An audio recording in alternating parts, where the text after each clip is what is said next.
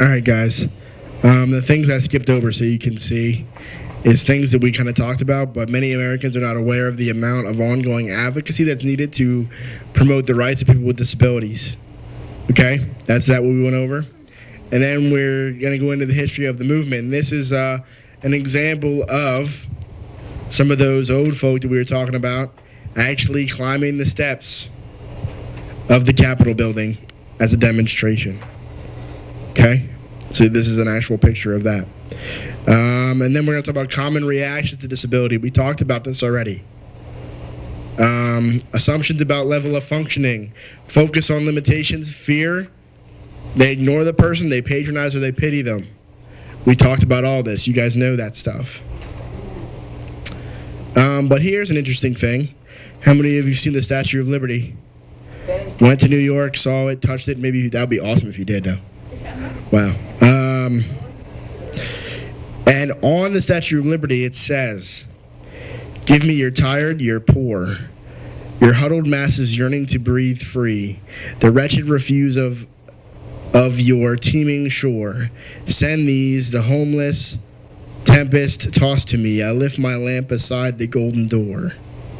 This is something that is a welcome sign of America that says, bring me all of your quote-unquote rejects.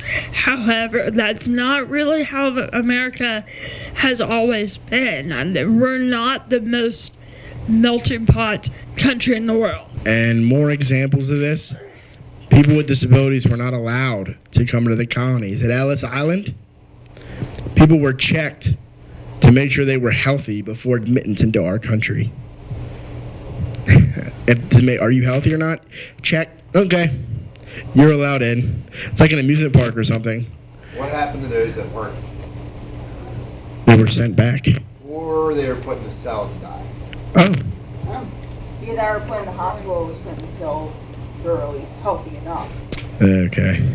How many of you have been, or at a state fair? You might still see one. A freak show. Somebody with like 3 arms. You might see that. Those are people with disabilities.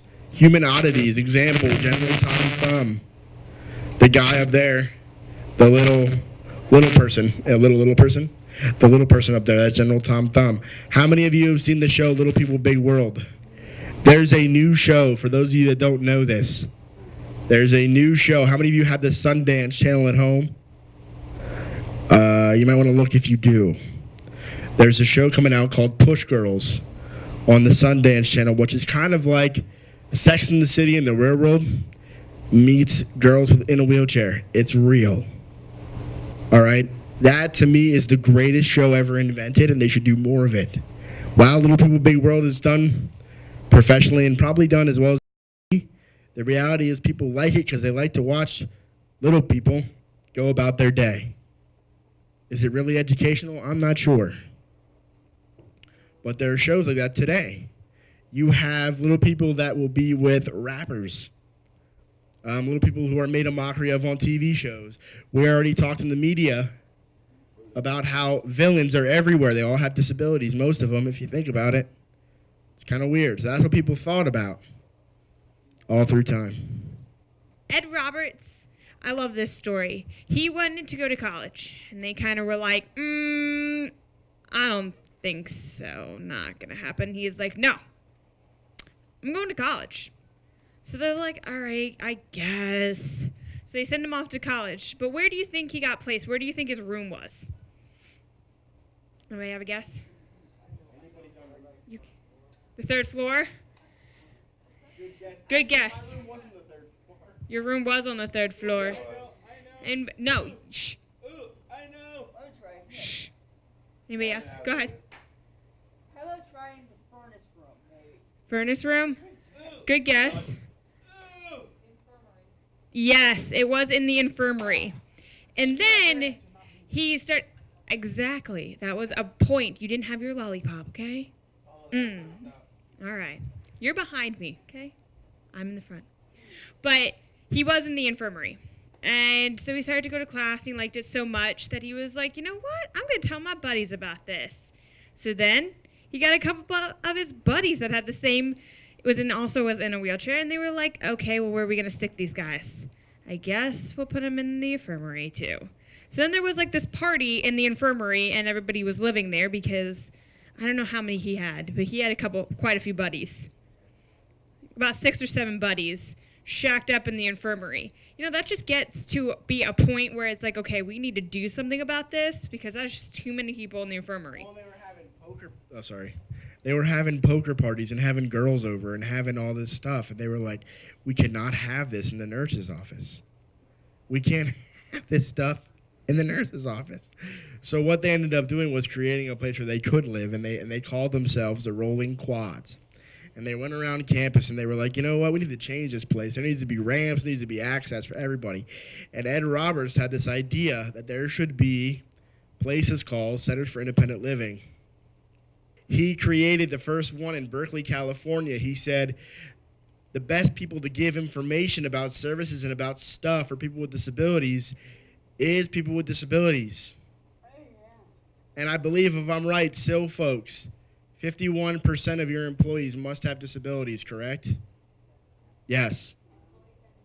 Employees and board members. So 51% of all employees at a Center for Independent Living must have some form of a disability.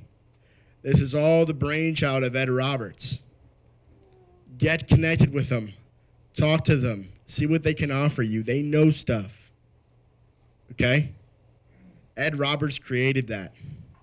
All because he, at first, wasn't allowed to go to college. He fought and advocated, got in, lived in the nurse's office, had his buddies come and hang out and raise heck, the most appropriate word I can think of for that.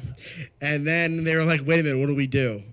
And he created the first Center for Independent Living in Berkeley, California. All right? That's Ed Roberts. You were close. Tupperware, whatever, Tupperware. How many of you use Tupperware in your life? Leftovers, stuff like that. Okay, people raising their hand. How many of you love Kraft macaroni and cheese? Okay, macaroni and cheese lovers? Yeah, of course. All right, Easy Mac, all that stuff.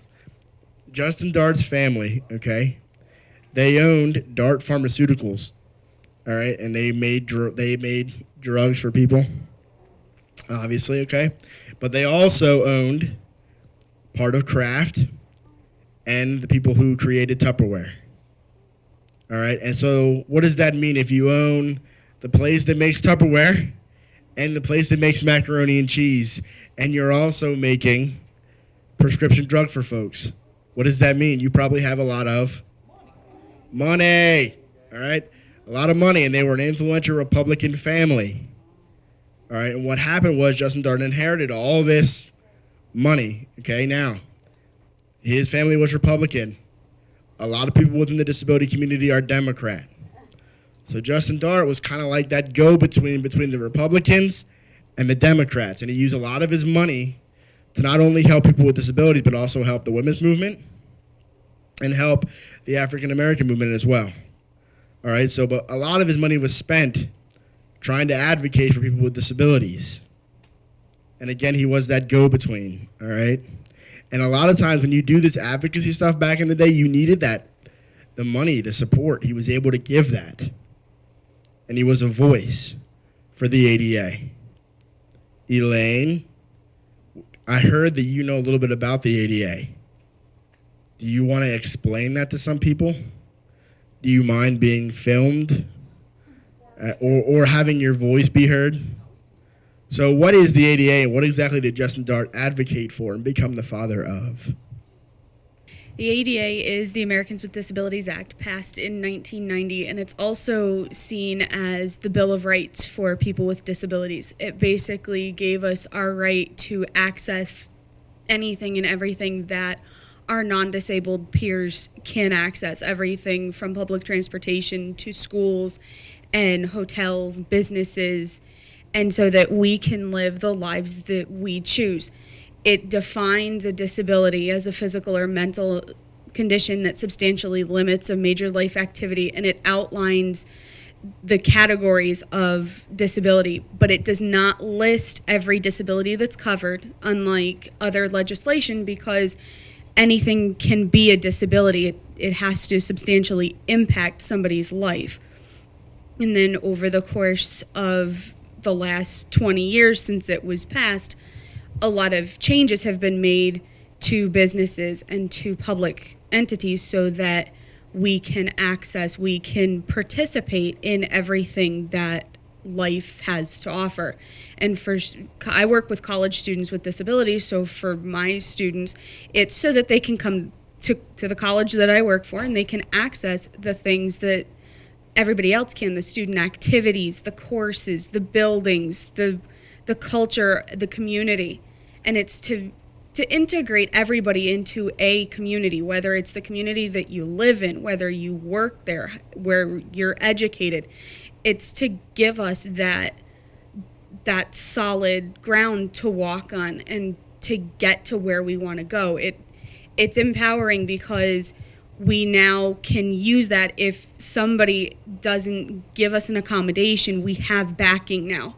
It's not just, oh, I quote unquote can't do this. Well, I can do it. I need to do this, or I need to figure out a way to do it. But it gave us a solid foundation to advocate for those changes or the adaptations, accommodations, and modifications.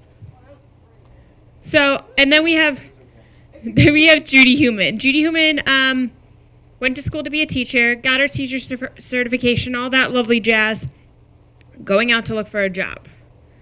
When she went to go look for a job, they didn't really want to hire her because they thought she was a fire hazard. Because how is she going to get out of the building if there's a fire fast enough to get her whole class up there, and how is she going to keep track of all the kids, and how are they not going to get in her way, and all this lovely jazz. And so she started to advocate, and she had to advocate so that she could be the teacher that she wanted to be. And that really inspires me to make sure that my dream gets heard. Just because I have a learning disability does not mean in any circumstances that I cannot be a great teacher.